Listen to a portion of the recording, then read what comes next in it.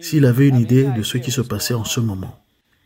Plus tôt, j'avais dit à quelqu'un que ce qui m'était apparu était ce désespoir, comme si chaque personne sur Terre venait de quitter les funérailles de sa mère. Le monde entier. Pouvez-vous imaginer cela juste une minute? Tout le monde sur la planète Terre a dû enterrer sa mère ce jour-là et quitter cet enterrement, ce service commémoratif avec le poids de cela. C'est comme ça que les gens apparaissaient. Ils étaient très en deuil, excusez-moi, découragés. Je l'ai rencontré, je lui ai demandé s'il savait ce qui se passait dans le monde. Et c'est exactement ce qu'il m'a répondu. Il m'a dit que la fin arrivait sur nous et qu'il n'était pas préparé pour les temps du Seigneur. À cette déclaration, la tristesse a envahi le visage de cet homme. Instantanément, il est passé de la joie à la tristesse. Il m'a dit qu'il n'avait pas été correct avec le Seigneur. Puis, il a immédiatement commencé à me raconter le plan de Dieu pour le salut de l'homme. Il a soigneusement mis la main dans sa poche arrière, comme ceci, et a regardé autour de lui par-dessus ses deux épaules pour voir si quelqu'un l'observait. Maintenant, je ne peux pas vous dire si les Bibles étaient interdites à ce moment-là ou non, parce qu'encore une fois, on ne m'a pas dit spécifiquement, je souhaitais que certaines choses que je pourrais dire me soient spécifiquement dites. Ce n'était pas le cas. Mais d'après son apparence, il était très inquiet de savoir qui le regardait. Quand il a sorti ce petit livre, je ne savais pas à l'époque que c'était la Bible, parce que je ne lisais pas la Bible. J'étais juste un jeune catholique typique qui faisait son truc et je n'étais pas intéressé par la Bible, la parole de Dieu. Il a sorti ce petit livre de poche, grand comme ça, et a commencé à feuilleter les Écritures et à montrer les différentes choses dans la parole de Dieu concernant mon besoin de Jésus comme sauveur. Il m'a dit que je devais demander à Jésus de me pardonner de mes péchés et de ma nature pécheresse. Il m'a dit que si je faisais cela, je recevrais la vie éternelle et que la puissance de Dieu me conduirait pendant cette vie et qu'il me donnerait une vie victorieuse. J'ai dit que ça me paraissait bien. J'étais convaincu et j'ai prié. J'ai accepté le Christ et dans mon cœur, dans un rêve. Il s'agissait d'un événement très étrange pour des personnes catholiques qui ne savent pas comment trouver le Christ en naissant de nouveau, par la repentance des péchés et en le recevant dans un rêve. Ce qui est encore plus intéressant, c'est que lorsque je me suis éveillé de ce rêve, je ne pouvais pas le comprendre. Il m'a fallu 2 semaines après le rêve pour devenir chrétien. Cela semble étrange, n'est-ce pas?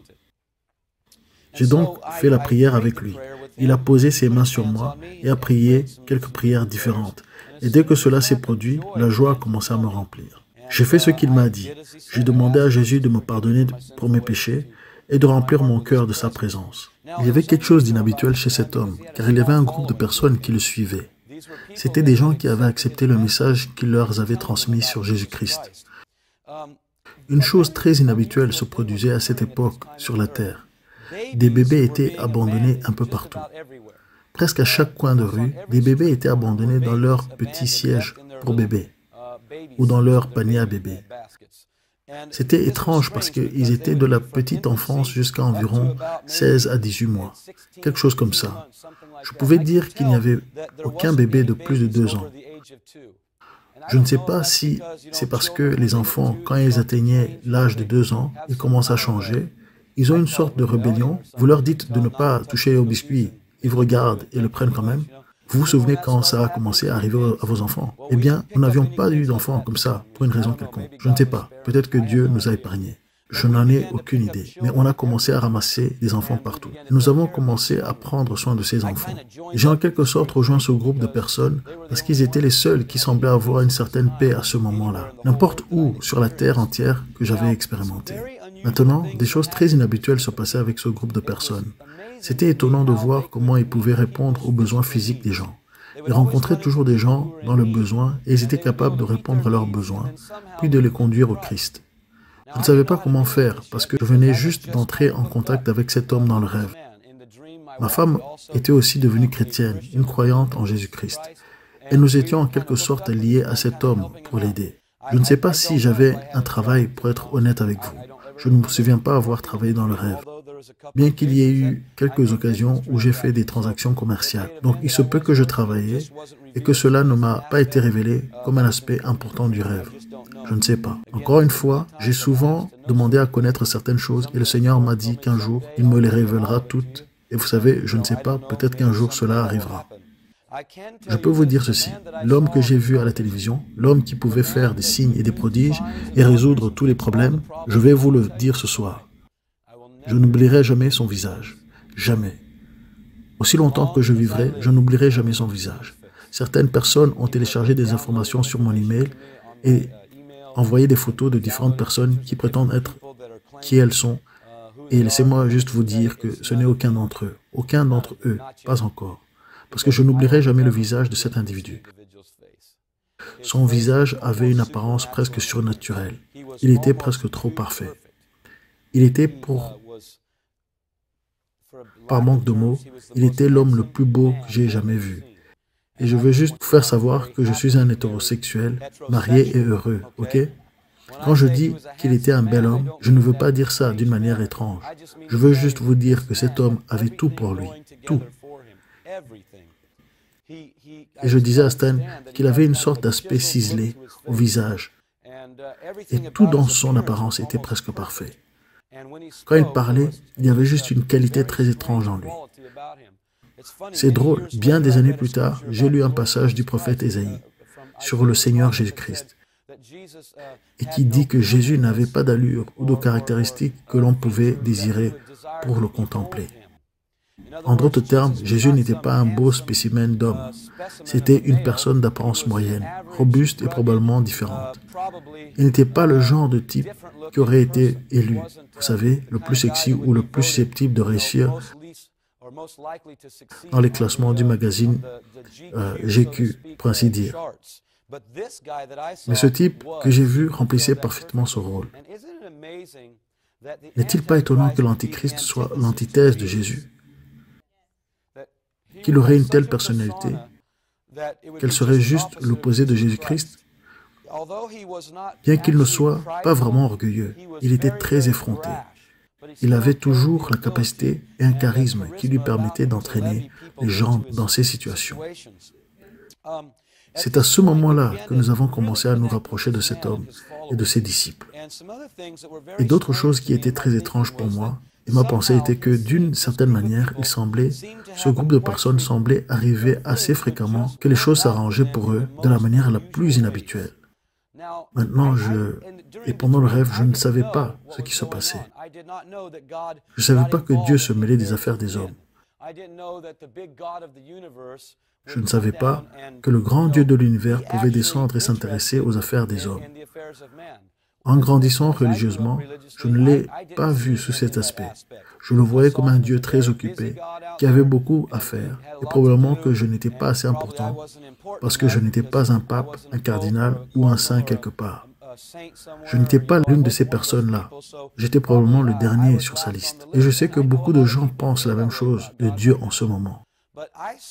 Mais j'ai vu des événements très inhabituels se produire avec ce groupe d'adeptes. La nourriture se multipliait, des choses très inhabituelles se produisaient, ils priaient pour les gens et les gens étaient guéris. Juste des choses très très étranges. C'était abstrait dans mon esprit. Maintenant, à ce moment du rêve, les choses ont vraiment commencé à changer. Et ce qui s'est passé, c'est que je me rendais à la banque pour faire une transaction commerciale. Plusieurs choses dans le rêve m'ont été révélées. Pour une, et laissez-moi voir si j'en ai un exemple dans ma poche. Oui, en voilà une. J'ai vu cet argent en 1980. J'ai vu l'argent avec les grandes images des différents chiffres dessus. En 1980, on ne parlait même pas encore de cet argent. Une autre chose que j'ai vue pendant peu de temps après cet argent, c'est que l'image de l'individu s'est déplacée un peu et il y avait un espace vide ici. Il m'a été montré dans la vision que l'argent porterait des bandes qui pourraient être tracées pour déterminer qui a effectué la transaction. Vous voyez, il ne suffit pas de savoir où va votre compte en banque et votre transaction électronique, par exemple avec Visa. Ils veulent aussi savoir où vous dépensez de l'argent, car c'est l'ultime question de contrôle. J'ai vu cela. Et vous vous posez une question. Si vous pensez que j'ai tort ce soir, avez-vous été capable d'aller chez n'importe quel imprimeur local et dire, par exemple, que vous imprimiez 500 de mes chèques? Je ne peux pas le faire. Vos chèques sont marqués avec des informations pertinentes afin que vos chèques puissent être tracés. Il vous suffit de placer vos chèques sous une lampe ultraviolette de nuit et vous constaterez que c'est vrai. Les chèques sont déjà tracés. Ils sont déjà tracés. J'ai vu de l'argent qui a été tracé hier. Quelqu'un m'a envoyé des informations sur le fait que l'argent arc-en-ciel sera pleinement effectif en 2003. En ce moment, dans le mois qui vient, ils vont sortir des billets de 10, 5 et 1 $ pour le nouvel argent. Et je vous dis que nous sommes sur la bonne voie. Nous sommes sur une voie rapide, en fait, avec ces événements qui se produisent. Donc, j'étais en route pour faire une transaction et une chose très inhabituelle est arrivée. Il y a eu un tremblement de terre pendant que j'allais à la banque. Je venais d'entrer dans la banque et en face de ma banque, il y avait un grand bâtiment d'environ 7 étages. Il pourrait être un peu plus grand. J'aurais dû vérifier. Et d'ailleurs, tout ce que je vais vous dire est documenté. Vous pouvez vérifier avec les personnes et les noms et les situations si vous êtes intéressé. C'était un bâtiment en forme de triangle et tout en verre. Si vous pensez à l'architecture au début des années 1980, particulièrement en 1980-81, ils venaient juste de commencer à utiliser des élévations entièrement en verre sur les bâtiments commerciaux. C'était juste une introduction. Conduisez dans n'importe quelle grande ville maintenant et les bâtiments tout en verre sont la norme. Ce n'était pas le cas avant. Eh bien, c'était le cas. Ils étaient là, dans ce rêve. Ce tremblement de terre a frappé et a commencé à secouer ce bâtiment en verre. Et il est tombé et a tué environ 200 personnes. Ce tremblement de terre était massif. Et je sais d'après ce que j'ai vu avec le globe qui tremblait à ce moment-là que c'était un tremblement de terre mondial. Je suis californien et j'ai vécu beaucoup de tremblements de terre. En fait, j'avais des informations sur les tremblements de terre ce soir, sur les 2 derniers gros qui ont frappé la Californie. Et le Seigneur m'a dit qu'il viendrait. Il m'a dit que l'un d'eux se produirait quand les yeux du monde entier seraient sur lui. Les yeux du monde entier étaient sur les championnats mondiaux de baseball des World Series en 1988 à Oakland, en Californie. Il m'a dit que si mon peuple ne commence pas à se repentir et à m'invoquer, les prochains tremblements de terre apporteront une destruction massive et des pertes de vie. J'ai regardé les leaders civiques et spirituels dire que nous nous rallierons à la puissance de notre esprit humain pour surmonter ces obstacles. Nous le ferons? Je ne pense pas. Vous savez, j'ai conduit ce Bay Bridge pour être ministre du côté de la plage de la Californie. Si ce tremblement de terre avait frappé plus tôt, il aurait tué des milliers et des milliers de personnes sur ce pont, parce qu'il s'est totalement effondré dans l'autre. J'ai aussi été récemment impliqué dans le tremblement de terre de Northridge en 1995. J'étais à Ventura, en Californie à l'époque. Je roulais sur l'autoroute quand il l'a frappé. Et c'était une chose très effrayante. D'ailleurs, je ne sais pas si vous le savez, mais je sais que l'épicentre du tremblement de terre, l'endroit même du tremblement de terre, a détruit le plus grand producteur de pornographie du monde entier. Ok? C'est quelque chose à dire amen. Mais je dois vous dire, devinez ce qui s'est passé depuis qu'ils ont déménagé toutes leurs installations à Chatsworth, en Californie, et maintenant ils produisent 2 fois ce qu'ils produisaient en 1995. J'ai entendu des chefs spirituels dans la vallée de Los Angeles, à San Fernando, dire que ces tremblements de terre ne sont pas le jugement de Dieu, mais des accidents de la nature. Ils l'ont dit publiquement. Et ils voulaient essayer de dire aux gens que ces choses n'étaient pas les jugements de Dieu. Si vous aviez lu votre Bible, il est très clair que Jésus a dit que les tremblements de terre sont un signe de jugement. Nous allons parler de certaines choses dans un moment à ce sujet. Le tremblement de terre a frappé et il y a eu plusieurs millions de vies perdues. Je veux dire littéralement des millions de vies. Je n'ai jamais entendu parler d'un tremblement de terre où des millions de personnes ont été tuées. Le monde était complètement abasourdi. La dévastation des biens et des pertes de vie dépassait l'entendement. Elle ne pouvait pas être mesurée. Certaines régions étaient tellement détruites qu'elles n'ont jamais pris la peine d'envoyer des équipes de secours. C'est dire à quel point ils étaient dévastés. J'ai quelques bons amis, dont moi-même, qui savaient quand Dieu allait toucher le Japon avec un tremblement de terre. 2 de mes amis ont reçu le même numéro exact du tremblement de terre. Et l'un de mes amis leur a donné le jour où le tremblement de terre se produirait. Et l'un de mes amis exerçait son ministère là-bas, une puissante prophétesse du Seigneur. Et elle a dit que les tremblements de terre allaient frapper ici. Elle leur a dit, j'ai peur, je veux sortir du bâtiment tout de suite. Elle pensait que le tremblement de terre allait frapper à ce moment précis. En fait, il a frappé 2 semaines plus tard. Mais ils ont dit que si tu exerçais ton ministère auprès de nous et que tu étais une prophétesse du Dieu vivant, tu ne devrais pas prier pour nous et prier pour les maisons et les bâtiments de nos gens. Elle est donc sortie avec de l'huile et a versé de l'huile sur chaque église, chaque endroit où les gens voulaient bien la laisser prier. Et le tremblement de terre de Kobe n'a jamais touché aucun de ces bâtiments. Certains de ces bâtiments étaient des parties d'autres bâtiments. Ils étaient connectés et un côté du bâtiment s'effondrait. Partout où elle avait prié a été épargné. Aucune des personnes et des familles pour lesquelles elle avait prié n'a perdu de vie. Aucune. Elle va au Japon maintenant et inutile de dire que c'est comme si elle était Dieu. Il lui déroule le tapis rouge maintenant. Vous savez, quand vous êtes épargné à cause d'une parole prophétique, votre esprit change sur les choses de Dieu. Ne placez jamais vos yeux sur les gens. Placez vos yeux sur le Seigneur. C'est très inhabituel. Cette destruction était globale. Elle a atteint le monde entier. Maintenant, je veux vous dire certaines choses qui ont commencé à se produire à ce moment-là. Ce tremblement de terre qui a frappé a causé un changement massif dans les modèles météorologiques. À ce moment, ce qui a commencé à se produire, c'est que les modèles météorologiques normaux ont complètement changé. Les modèles pour l'hiver. L'été est devenu l'hiver et vous pouviez avoir un jour de neige dans un jour de chaleur. Le monde était dans un chaos total. Dans ces modèles météorologiques, prédire le temps était devenu totalement impossible. Il était inutile d'essayer de prévoir le temps. Les prédictions ne fonctionnaient pas. Des choses très inhabituelles ont commencé à se produire. Presque immédiatement, les récoltes ont commencé à périr, la sécheresse et la famine. J'ai pu voir sur tout le globe les zones les plus fertiles, les zones agricoles les plus fertiles. Je vivais à l'époque de ce rêve dans la zone agricole la plus fertile du monde, la vallée de San Joaquin en Californie. Ces régions ont été totalement détruites par la sécheresse et la famine. Les endroits qui étaient autrefois fertiles étaient maintenant des déserts arides. C'est presque difficile de comprendre ce que je voyais et c'était presque immédiat. C'était presque comme si quelqu'un avait juste pris les choses et avait tout tordu. Ce qui a été étrange pour moi, c'est que le climat semblait avoir son propre esprit.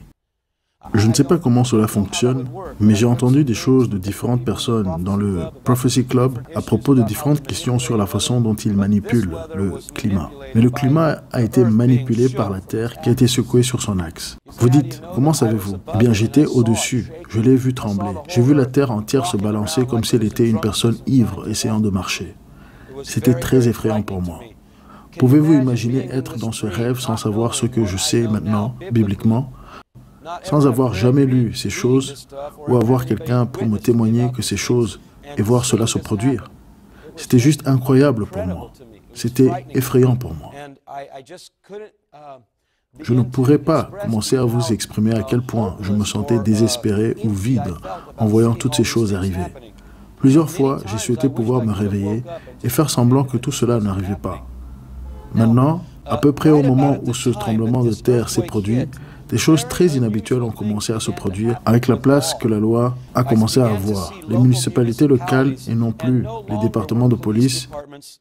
Les municipalités locales et les départements de police qui faisaient respecter la loi des municipalités, mais la police militaire conduisant des véhicules très inhabituels que je sais maintenant être appelés Humvee. Je vais mettre cela sur l'écran et vous parlerai un peu de ce véhicule. Voyez-vous cela bien? Dois-je remonter cela d'un poil? Le faire comme ça. Le faire comme ça. Ici, voyons. Et regardez ça. Oh, je dois le tenir. Ok. C'est classe. J'aime ça. Les véhicules que j'ai vus ressemblaient beaucoup à ce véhicule, sauf qu'ils n'étaient pas verts. Et d'ailleurs, cela a été évoqué dans une publicité sur Internet pour moi, parce que j'ai commencé à dire aux gens ce que j'avais vu. Et la première fois que j'ai vu un de ces véhicules, c'était sur CNN en 1991 pendant la guerre du Golfe. Je ne sais pas, vous l'avez peut-être vu plus tôt que ça, mais c'était la première fois que je l'ai vu. D'ailleurs, je regardais le reportage sur la guerre du Golfe parce que je comparais ce que la télévision me disait par rapport à ce que le Seigneur m'avait montré dans la prière. Je sais des choses sur Saddam Hussein. Je sais des choses sur certaines personnes que même Prophecy Club n'a pas encore entendues. Et je vais les partager avec vous ce soir. Le véhicule que j'ai vu était noir. Il y en avait à chaque coin de rue, sur chaque artère principale. La seule différence est que, comme celui que j'ai vu à l'aéroport aujourd'hui, je pense que c'était aujourd'hui, j'ai été vraiment très occupé. Gardez-moi dans vos prières, je veux juste rentrer chez moi demain. Celui que j'ai vu à l'aéroport aujourd'hui était incroyable, parce que c'était presque la réplique exacte. Et d'ailleurs, il coûtait 94 000 $. Celui-ci était à 72 000. En fait, ce sont les voitures des Yuppie en Californie. J'imagine qu'ils les fabriquent. J'ai entendu dire ici dans l'Indiana, quelque part, c'est une incroyable réponse de l'Indiana corrompant les Californiens. Je suis toujours étonné de voir comment on se corrompt les uns les autres. J'aime beaucoup ce pointeur. Je m'amuse beaucoup avec ce truc. Stan m'a dit d'être moi-même. Donc je vais me relâcher dans 5 minutes et m'amuser. Ces véhicules que j'ai vus étaient noirs et le toit était rigide. Mais cette partie juste ici, vous voyez comment ça descend? Ce n'était pas un toit rigide, c'était une toile ou comme une Jeep. Vous avez déjà vu les Jeeps sans les toits durs? C'était de la toile ici, et il y avait un homme debout à l'arrière. Et il portait des tenues très inhabituelles. Il portait des uniformes noirs et des casquettes bleues, ou des casques bleus. L'homme qui se tenait à l'arrière portait un casque bleu. Il avait une grande antenne radio, une sorte d'appareil ici et un drapeau de l'autre côté. Et ce type se tenait ici et on aurait dit qu'il avait de gros fusils. Stan m'a demandé si je pensais que c'était une mitrailleuse et j'ai répondu que oui, je le pensais. Mais je ne sais pas parce que je n'ai jamais tiré sur une mitrailleuse ou en avoir eu une. J'ai eu une Kalachnikov à une époque. C'était très amusant de tirer sur des corbeaux avec. Mais ce n'était pas une mitrailleuse, c'était une version semi-automatique. Donc vous ne pouvez pas qu'appuyer sur la gâchette. Je ne sais pas si c'est ce que c'était, mais ça y ressemblait. Mais encore une fois, j'embellirais les choses si je disais que je suis sûr que c'était une mitrailleuse. Je ne sais pas. Tout ce que je sais, c'est que ces gars étaient partout. Une autre chose que j'ai pu voir et que j'ai pu regarder à l'intérieur d'ici, et à l'intérieur, il y avait ce que je sais maintenant être un type d'ordinateur portable assis sur le tableau de bord, avec un écran d'ordinateur qui ressemblait beaucoup à l'avion dans lequel j'ai pris aujourd'hui.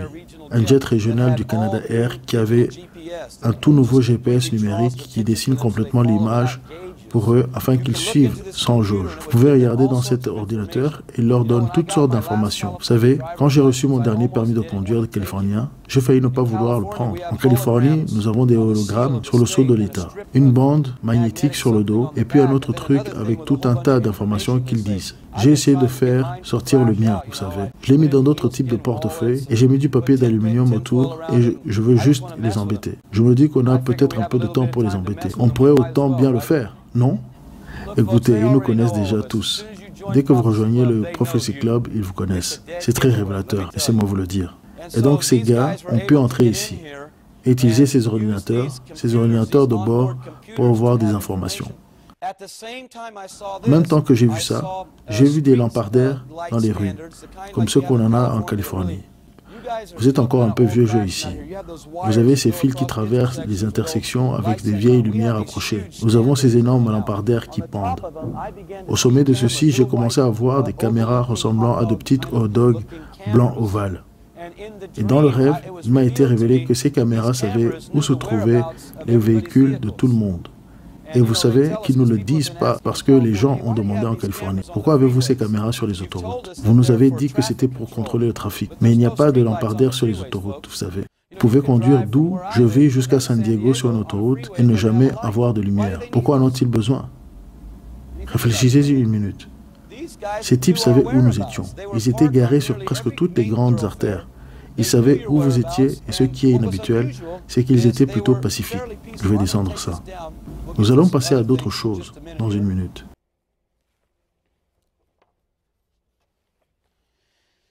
Ces policiers militaires, ou peu importe ce qu'ils étaient d'ailleurs, je ne sais pas pour vous, mais j'ai fait quelques vérifications à nouveau. En 1980-1981, il n'y avait pas de casque bleu sur aucun militaire sur toute la Terre. Je n'avais pas encore vu les casques bleus. Je n'avais vu que les casques bleus qu'à Baltimore. J'ai raté ma navette. Et quel gâchis cette journée a été. Je me suis juste perdu. Mais c'était le Seigneur. Je veux dire que j'ai perdu du temps, mais c'est le Seigneur totalement, parce qu'il m'a fait monter dans la mauvaise navette pour me ramener là où je devais être pour regarder ce reportage télévisé sur la Sierra Leone. Et quand il a été diffusé, j'ai entendu le Seigneur dire « Regarde la télévision ». Je n'aime pas la télévision. Et donc, ce qui s'est passé, c'est que ces gars se battaient dans cette escarmouche en Sierra Leone. Et ils portaient des casquettes bleues, bleu layette, bleu poudre. Et le Seigneur a dit, je t'ai dit que je te donnerai un signe dans chaque endroit où tu iras pour te montrer. Je ne sais pas ce que signifiaient les casquettes bleues, d'ailleurs, quand je les ai vues, ni les casques bleus, mais je sais clairement maintenant qui sera le policier. Je suis parfaitement conscient de qui sera le responsable. Maintenant, ce système de police est en fait assez spécifique. Il n'était pas grossier. Il n'était pas méchant avec les gens. Il n'était pas odieux. Je n'ai pas vu de pillard ou quelqu'un se faire tirer dessus ou quelque chose comme ça. Il semblait être pacifique, garé à chaque coin de rue. Une chose qui se passait est que vous ne pouviez pas traverser les frontières de l'État à cette époque sans papier. Vous deviez avoir des papiers en règle pour traverser les frontières de l'État. C'était très étrange pour moi. Vous savez, en fait, s'il n'y a pas eu le Prophecy Club, je n'aurais probablement jamais cru cette partie de mon rêve. Je ne pense pas que j'aurais jamais cru que notre pays deviendrait un endroit où l'on ne peut pas traverser une frontière sans papier, des papiers approuvés. Mais je l'ai vu, et c'était stupéfiant pour moi. Ce nouveau leader a recommencé à passer à la télévision, et personne ne lui a opposé de résistance dans la mise en œuvre de ses politiques. Pas une seule. Personne ne s'est levé pour le défier. Personne en Amérique n'a commencé une révolution. Personne. Il n'y a pas eu la moindre résistance. Pas au niveau de la base, pas au niveau national. Personne. Et vous savez, c'est incroyable que dans les 20 ans de ce rêve, je sois totalement convaincu que c'est exactement ce qui va se passer. Parce que vous pouvez regarder la plupart de l'Église du Seigneur Jésus-Christ et ils sont totalement endormis en ce moment. Si vous commencez à lui dire des choses sur la fin des temps, comme ça, ils vous étiqueteront comme un fanatique de l'Apocalypse. Vous savez quoi? Vous êtes l'un de ces types qui vont nous dire que la fin va venir sur nous et que nous ne serons pas enlevés d'ici, ou qu'on ne sortira pas d'ici sans un petit problème. Vous savez, lisez simplement votre Bible. Dieu n'a pas retiré Noé de la terre. Il a mis une arche autour d'eux. Dieu a délivré Lot de Sodome, mais a quand même détruit l'endroit. Il ne l'a pas emmené dans les nuages. Jésus l'a dit lui-même de nombreuses fois, même dans la prière. Il a dit ce jour-là, « Écoute, Père, je prie pour qu'ils soient un, comme nous sommes un. Mais Père, je prie que tu ne les enlèves pas du monde, mais que tu les gardes du malin. » Vous savez, c'est lui qui a dit, « Celui qui persévère jusqu'à la fin sera sauvé. » Vous savez, et je suis désolé, mais beaucoup de chrétiens pensent que nous pouvons sortir d'ici sans que ce soit un peu difficile. Pouvez-vous imaginer honnêtement, si Jésus revenait pour prendre son Église en ce moment? Je pense qu'il serait plutôt déçu. Je sais qu'il n'est pas toujours content de moi. Récemment, il y a quelques années, les 2 dernières années et demie de mon ministère ont brûlé comme du bois, du foin et du chaume devant lui. Ça ne m'a pas du tout plu. Parce que je pensais que je faisais vraiment plaisir à Dieu. Et je m'étais trompé. Écoutez les amis, j'ai peur de prêcher des choses comme ça complètement. Oh, je donnais des petites bouts ici et là, et partout où j'allais, mais je fonctionnais dans la crainte de l'homme. J'avais très peur. Tout comme certains d'entre vous ont très peur. Ça doit être un signe, hein? Juste quand tu sais que tu dois changer, le tonnerre arrive. Peut-être qu'il est heureux avec moi maintenant. Voici mon fils. Écoute-le. En fait, je dois diminuer pour que lui puisse augmenter. Ce n'est pas ce que je voulais dire. Nous ne voulons pas que la foudre tombe à travers ce bâtiment. Des choses très inhabituelles dans le rêve se sont produites. Les changements ont eu lieu presque instantanément. Et avec une facilité totale, il y avait une loi martiale pacifique. Comme je l'ai dit, la police militaire était partout et ils savaient où chacun se trouvait.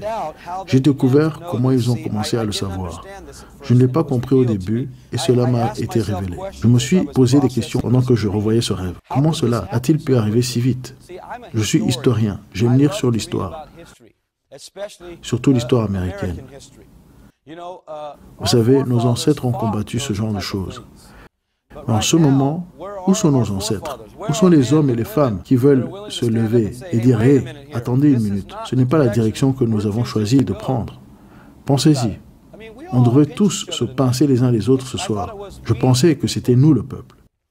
Quand allons-nous nous lever et dire que ça suffit? Je ne suis pas le seul à marcher dans la crainte de l'homme.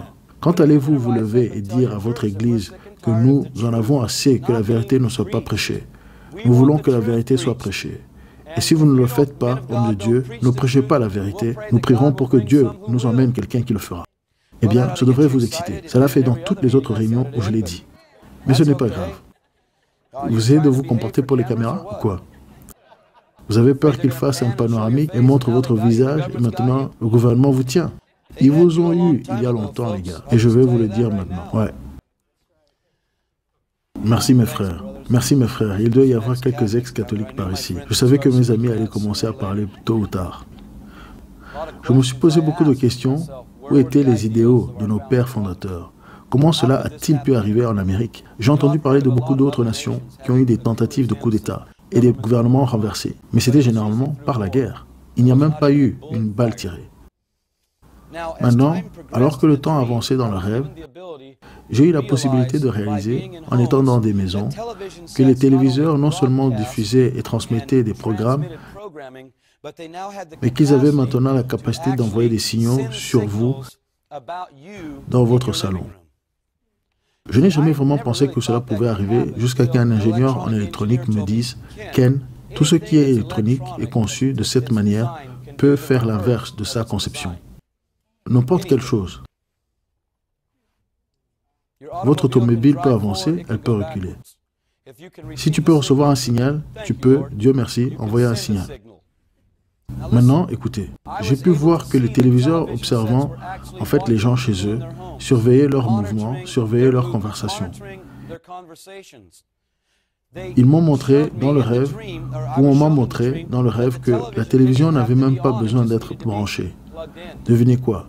J'ai découvert que les téléviseurs fabriqués après 1992 pouvaient en fait vous observer. Combien d'entre vous ont des téléviseurs datant de 1992 et plus? Combien pensent qu'il faudra peut-être leur jeter une brique? Peut-être devrez-vous retourner dans un vide-grenier, un de ces modèles des années 80, dont vous devez encore tourner le bouton. C'est peut-être un peu moins pratique pour surfer les chaînes, mais c'est peut-être un peu plus sûr pour vous, hein?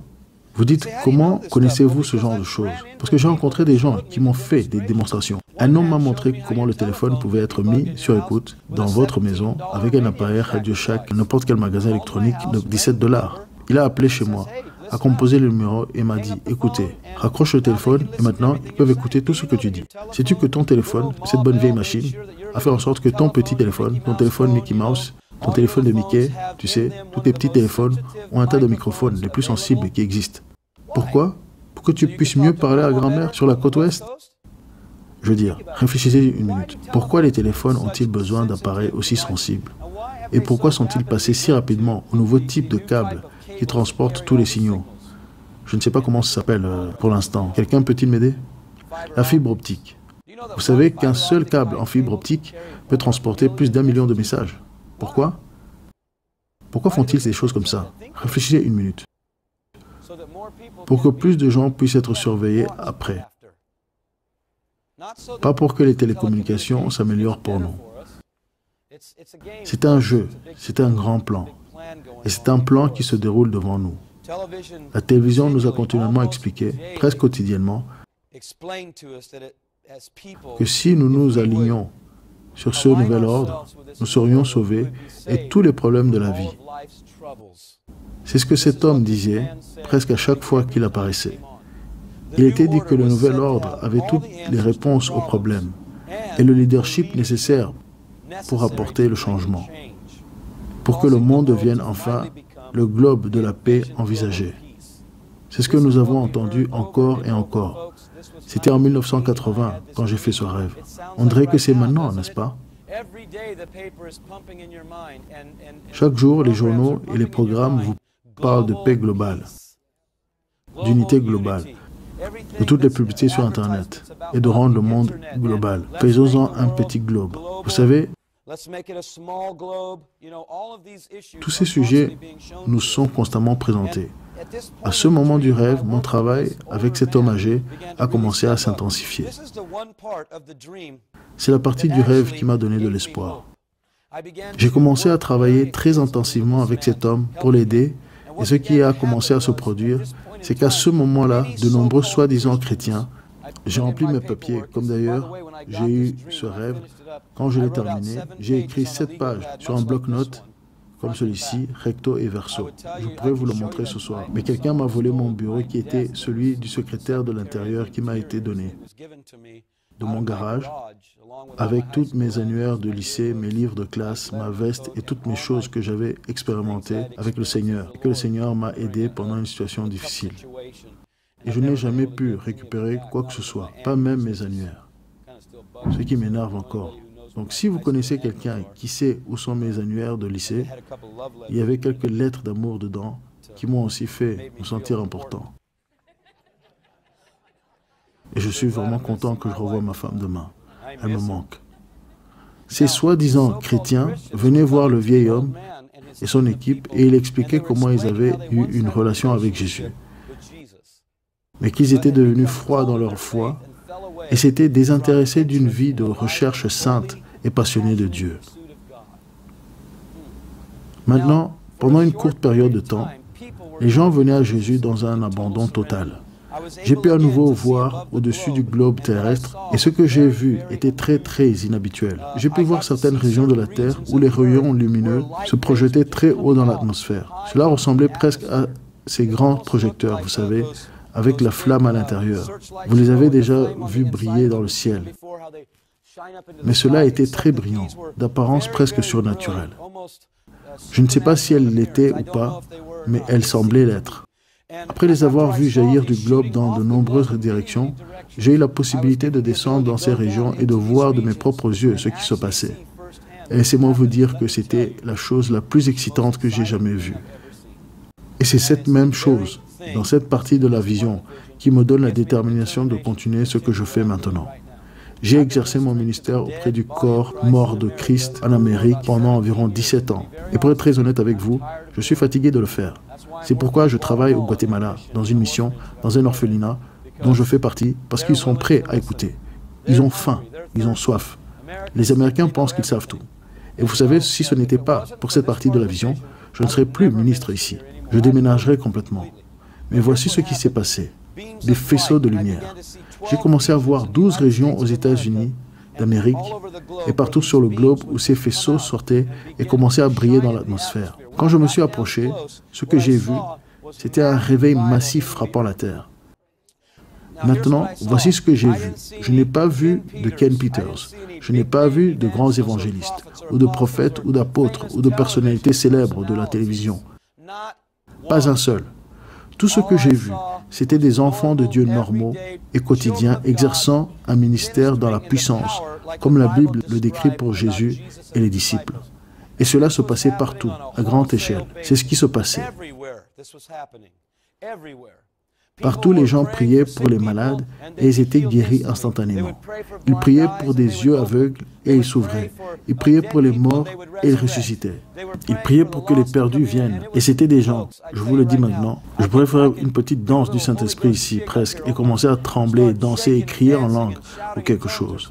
Laissez-moi vous dire pourquoi. Parce que ce que j'ai vu était la plus grande chose dont j'ai été témoin depuis que je suis en vie.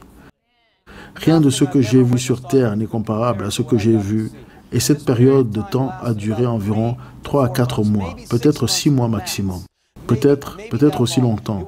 C'était tellement incroyable que des régions ont été totalement gagnées pour Jésus-Christ. Je sais maintenant que c'est possible, parce qu'à 15 minutes de notre orphelinat, dans une ville appelée Almalanga, au Guatemala, il y a maintenant une ville sur la Terre qui est complètement chrétienne, 76 000 personnes. Ils sont venus en unité et il n'y a plus de combat entre eux. Et des choses étonnantes commencent à se produire, comme des légumes qui poussent dans des proportions bibliques. Je vais y aller avec une de mes amies qui est ici, dans la réunion de ce soir, pour faire un peu plus de travail missionnaire à la fin du mois de juin. Et je vais vous envoyer au Prophecy Club des vidéos numériques de moi tenant des légumes de taille phénoménale. Des carottes aussi grandes que le bras d'un homme énorme et avec un goût merveilleux. Des tiges de maïs qui produisent les plus grands épis de maïs que vous pourriez jamais imaginer. Des choux-fleurs qu'il faut 2 hommes pour tenir. Des têtes de laitue qui sont gigantesques. En ce moment, ils envoient à Almalanga des scientifiques du monde entier parce que toute la communauté scientifique est au courant et veut savoir ce que ces Guatémaltèques ont fait à la Terre. En fait, si vous êtes intéressé, avant que je ne revienne, un homme de nom de George Otis Jr. a produit une vidéo appelée Transformations. Et vous pouvez le voir par vous-même. C'est à 15 minutes dans le vol. Et au fait, j'ai un rendez-vous spécial avec le pasteur en chef de cette région. Et je lui demanderai d'imposer les mains sur moi, afin que d'une manière ou d'une autre, il puisse y avoir une transmission de la sagesse pour trouver cette unité pour le corps de Christ, afin que je puisse prier pour que d'autres personnes le reçoivent dans d'autres régions. C'est ce que Paul a dit dans la Bible, qu'il pouvait nous transmettre un don spirituel par l'imposition des mains. Alors ce que j'ai vu, les amis, était si merveilleux. C'était presque incroyable. Vous savez, dans l'évangile de Jean, Jésus dit, « Les œuvres que je fais, vous les ferez aussi. » Et je n'ai pas vu de plus grandes œuvres. J'ai vu une grande quantité. Je n'ai rien vu de plus grand que de ressusciter un mort. Mais j'ai vu une plus grande quantité. C'était comme si tout le monde était comme Jésus, marchant autour de nous en faisant ces choses. Et laissez-moi vous dire que vous n'aviez pas besoin d'avoir une chair derrière laquelle vous tenir pour faire cela dans cette partie du rêve. En fait, ceux qui se tenaient derrière la chair, je n'en ai jamais vu aucun, pour être honnête avec vous. Je pense qu'ils ont finalement compris les objectifs du ministère et qu'ils sont dans les coulisses en train de vous équiper, de vous libérer et de mettre sur vous l'onction de Dieu et en train de mettre sur vous la libération de Dieu pour que vous soyez les superstars de Dieu. Qu'est-ce qui est le plus important? Un croyant moyen qui suit fidèlement Jésus et qui accomplit toutes ces grandes choses ou un type qui reste assis, comme Stan l'a dit plus tôt, à lire et à prier? Eh bien, c'était une autre bonne occasion pour toi de te faire réprimander par le frère Stan. Mais j'aime bien Stan et j'aime bien m'amuser un peu avec lui aussi. Je pense que si nous sommes amis, nous devrions probablement faire un peu de ça. Vous savez, il m'a embarrassé ce soir. Donc, voilà. Je veux juste que vous sachiez que je suis juste une personne normale. C'est tout ce que je suis. Oui, j'ai un don et ce don fonctionne. Mais vous avez des dons, ils fonctionnent aussi. Et Dieu est très content de la façon dont vos dons fonctionnent. Et je ne suis personne. Je suis juste un disciple de Jésus-Christ. C'est tout. Alors s'il vous plaît, ne mettez pas vos yeux sur les gens. Jamais. Sauf sur la personne qui est digne de toutes nos louanges. Pas vrai? Maintenant, ce déversement de l'esprit a duré une courte période de temps. Et littéralement, dans les régions, il y avait une lumière complète, juste à côté, presque comme dans une ville à côté, une obscurité complète. Il a commencé à y avoir une agitation incroyable dans le monde spirituel, à ce moment où tous ces miracles et ces choses ont commencé à se produire. L'ordre mondial a commencé à être très en colère, parce que ce qui se passait était au-delà de leur contrôle et de leur capacité à le manipuler et à l'empêcher de se produire. Et cela rend le diable très en colère. Il devient très en colère. Quand nous commençons à fonctionner dans la vraie puissance du Dieu vivant, c'est là qu'il commence vraiment à faire tout ce qu'il peut pour essayer d'arrêter l'œuvre de Dieu. C'était sur le point de se produire. J'ai commencé à voir la persécution à une échelle sans précédent. N'est-il pas étonnant maintenant que vous ayez entendu des statistiques dans l'Église que les 10 dernières années, il y a eu plus de persécutions dans le monde pour le corps de Christ que dans l'histoire entière de l'Église, dans une période de 10 ans. Nous sommes sur le point de commencer un autre orphelinat au Soudan, parce que Dieu nous a donné l'opportunité d'exercer un ministère auprès du chef d'une nation, dans son secrétaire d'État, qui va vous donner l'opportunité de commencer une œuvre remplie du Saint-Esprit.